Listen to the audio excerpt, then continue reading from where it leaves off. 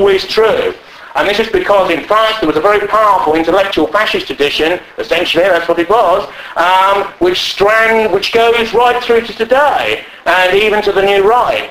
And there's a degree to which in the Sorbonne, say in the 70s, you could see a poster saying, Drew La Rochelle lecture this afternoon. He committed suicide, of course, after the war because he was a collaborationist intellectual with Abetz and other people in the German Cultural Ministry in Paris in occupied France at that time.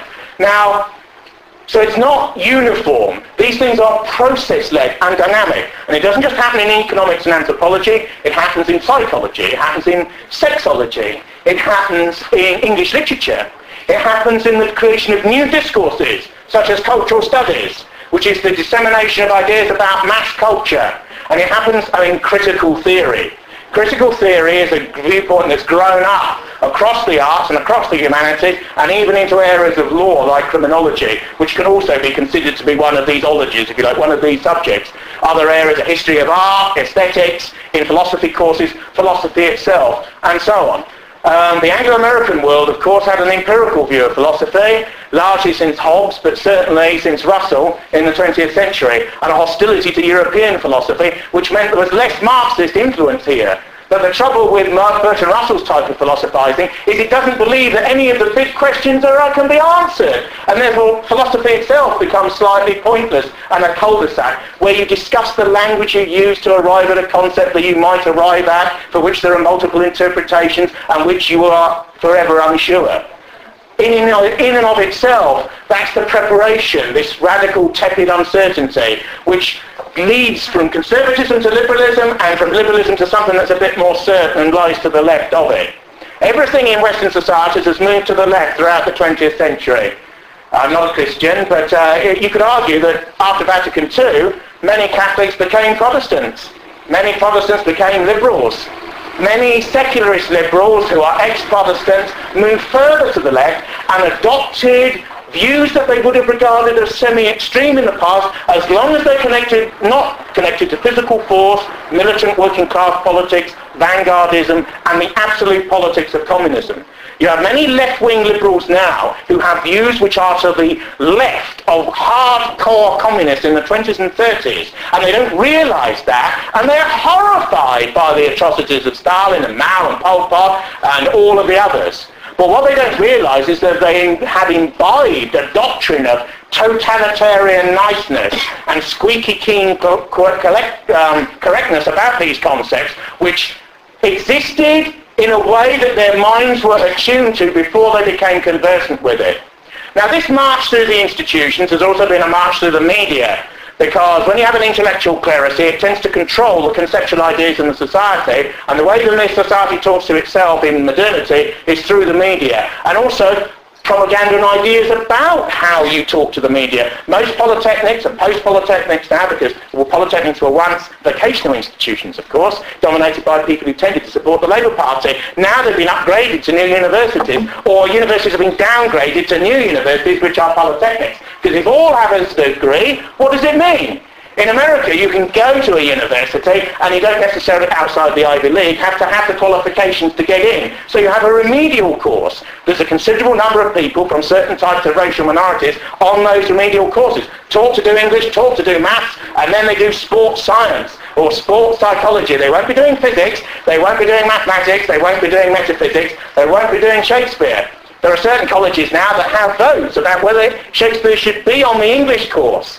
But that's a mistake, you see, because democracy is always a mistake. Hardline Marxists, when they allow the students to vote, the students, even though they're liberal, often come up with more conservative results than the professors want. That's the logic of vanguardism. You see, you don't allow them to decide. You say Shakespeare's a reactionary Elizabethan bigot with undue essentialist notions that you shouldn't permit. The notion of essentialism has come in the last 30 to 40 years in relation to great fads in intellectual life. It has to be understood that for the last 100 years or so, all mainstream, hardcore Western intellectual developments have been atheistic. They've taken atheism as read, not as something to be debated. The first great ideology after the war was existentialism, which contained many elements, including a dissentient far-right strand as well. Existentialism was replaced by a new creed, fad, wave of history, whatever you want to call it, called structuralism, which relates to ideas at the beginning of the 20th century called formalism. Then people got bored with structuralism. Structuralism was around at the time of the student revolts in the late 1960s. Not totally a left-wing idea, but in a way bent towards the left by certain ideas. If the revolutionary left on campus couldn't take an idea as read, they would turn it around. Hegel was not a left-wing thinker, but left-wing Hegelianism emerged. And Marx was a part, with Engels, of a group of left Hegelians. They used to meet in a beer cellar prior to the German Revolution of 1848 to discuss left theory. Similarly, structuralism, left structuralism begins to emerge, particularly with Levi-Strauss in anthropology and with Saussure in linguistics. These ideas relate to certain currents in modernist art, in particular in the late 19th and early 20th century. And as we approach this subject area, we get a bit closer to home, who's nominally the sort of the hook that I'm hanging this particular talk on. Now, you can't do English at a contemporary British university, certainly outside Oxbridge, where there's just a received canon, and not come across critical theory. Critical theory is based upon a notion called deconstruction, and most people who are sort of intellectually minded have heard the word deconstruction somewhere floating around, floating in the back pages of the Observer, colour supplement, that sort of thing. They've heard the word. Deconstruction is another word for post-structuralism, which is the ideology of the new fad that replaced structuralism in the 60s and 70s. It's most so closely associated with a thinker called Jacques Derrida, who wrote a number of books basically saying that history doesn't exist, that biology doesn't exist, that the writer of a text does not exist. There is only the text. There is only the grammar of the text. A painting can be a text, a poster can be a text, a film can be a text. Only the text, nothing but the text. It's the view that essentialism leads to the gates of Auschwitz, which is repeated again and again as a mantra within these particular courses. They believe that any prior identity, say the statement men and women are different, the John and Jane book, you know, a child says men and women are different. Wrong on every count. Prior essentialism as to gender, revolutionary, sub-genocidal, reactionary ideology in relation to the specification of male and female. Don't you know men and women are interchangeable? Don't you know that they are the same? But if somebody says, but don't they have different brains? Lies put about by eugenicists, linked to reactionary and essentialist ideas. Again, rerouted to the ovens. Listen to your theory. And of course, in these areas, to think differently from the nature of this theory is to be impossible, because you will not finish that course, you will not even get a 2-1, which is the sort of median level for your average student in that course, if you don't go along with this. And some of this thinking relates to Western ideas that are very far back. Because in medieval scholasticism there's the doctrine of hermeneutics, whereby you analyse the text of the text of the text, you look inside it to see the hint of the divine that is there, and some of these ideas actually do come out of that particular trajectory, you see. So in some ways it's a very ancient thing that's been repositioned and is being reused for hostile purposes.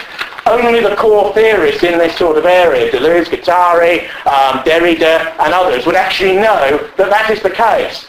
When the Enlightenment and modern scientific rationalism began, and they argued that the schoolmen were concerned about the number of angels who danced on the top of a pen, and philosophy was about natural process and law of nature, as the Greeks believed 2,000 years before, 1,500 years before their postulations, of course, there was a degree to which they thought they got rid of that type of thinking. But interestingly, that type of thinking, which in some ways is very reactionary, quote unquote, has come back through these new left ideas.